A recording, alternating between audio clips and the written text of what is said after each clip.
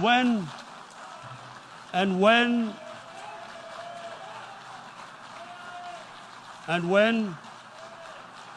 when a nuclear-armed country fights to the end, it will have consequences far beyond the borders.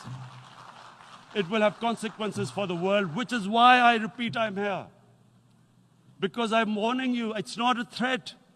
It's a fair worry that where are we headed?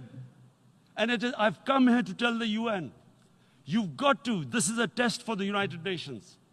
You are the one who guaranteed the people of Kashmir the right of self-determination. This is the time to take action. And number one action must be that India must lift this inhuman curfew, which has lasted for 55 days. The world community must give the people of Kashmir the right of self-determination. Thank you.